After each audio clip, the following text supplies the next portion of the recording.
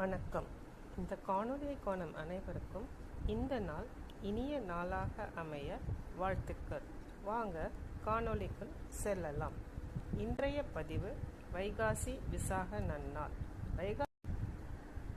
இந்த மாதத்தின் சிறப்பு வைகாசி விசாகம். விசாக பெருமாவிழா இந்த ஆண்டு மே 22ஆம் தேதி புதன்கிழமை கொண்டாடப்பட உள்ளது. தமிழ் கடவுள் முருகப்பெருமான் வைகாசி மாதம் விசாக நட்சத்திரத்தில் பிறந்தார் என்ற சிறப்பு உண்டு.